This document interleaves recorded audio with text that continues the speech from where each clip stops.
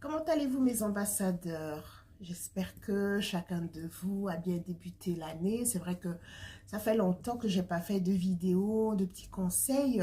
Donc, je reviens vers vous avec quelques conseils. Alors, il y a pas mal de personnes qui utilisent donc les réseaux sociaux, les vidéos pour vendre leurs produits.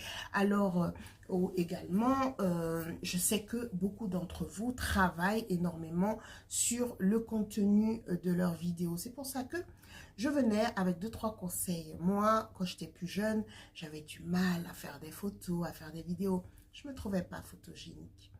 Les photos, les vidéos m'ont énormément aidé à changer mon état d'esprit, à me sentir plus à l'aise, à pouvoir affronter le public. Hein. Ça n'a pas l'air comme ça, hein, mais ça a été un bon exercice pour moi. Alors voilà pourquoi aujourd'hui, je viens aider mes ambassadeurs. L'un des premiers conseils que je peux vous donner, c'est de vous mettre toujours à l'aise, de prioriser le fait d'être à l'aise. Gardez bien ce mot en tête, à l'aise.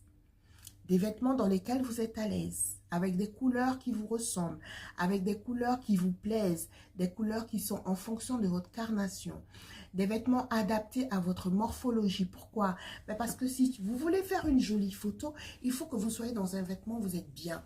Si dans un vêtement serré, là où vous n'arrivez pas à vous mouvoir, là où vous êtes mal à l'aise, et ben, ça se verra sur vos photos, vous serez crispé.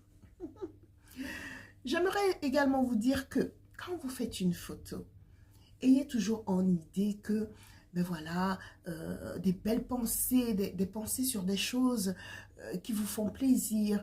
Vous voyez, ça va paraître sur votre visage. On va voir que vous avez l'air épanoui. Vous avez l'air épanoui, pourquoi? Ben parce que vous avez de jolies pensées en vous. Voyez. Aussi, quand vous faites une vidéo, privilégiez les couleurs qui vous mettent en valeur, voilà, si vous êtes par exemple un commercial et que vous allez devoir faire une vidéo qui parle de votre métier, vous allez peut-être vous habiller en noir, et bien la chemise à l'intérieur, oubliez un peu le blanc, on en a assez du blanc. Pourquoi pas du rosé? Pourquoi pas parme? Pourquoi pas surtout du bleu? Des couleurs assez éclatantes qui vous mettraient en valeur. Du coup, la chemise, vous voyez, comme la mienne, qui se voit directement sur le visage, ben, ça va éclairer votre vidéo. Aussi, je voulais aussi vous parler de quelque chose auquel on ne pense pas souvent, les accessoires. Vous savez, les accessoires, quand vous les utilisez pour vos vidéos, sachez que chaque accessoire a une symbolique.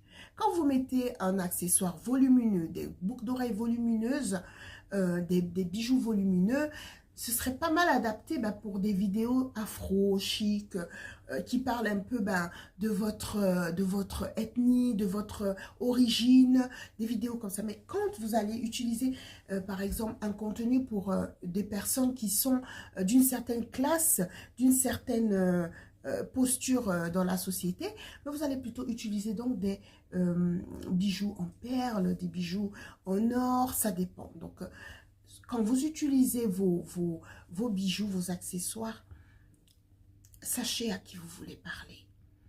Vous ne vous habillerez pas en mettant des lunettes fantaisie quand vous voulez vous adresser, par exemple, à un staff ministériel. Ou voilà, vous voyez, c'est pas pareil. Donc, voilà. Aussi, je voulais vous encourager à utiliser donc des endroits lumineux.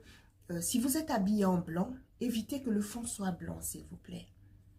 Si vous êtes habillé en imprimé, évitez que le fond soit imprimé. Parce que du coup, on ne vous verra pas. Trop d'informations tue l'information. C'est ça la base.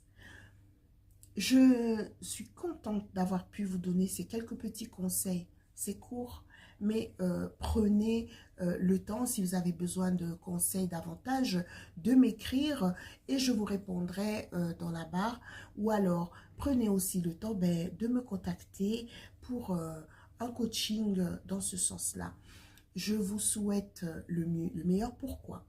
Parce que je sais que toutes les personnes qui ont assisté à mes coachings, aujourd'hui, je vois l'épanouissement, je vois comment ben, ils partent dans la vie avec un bagage en plus et ils prennent leur envol.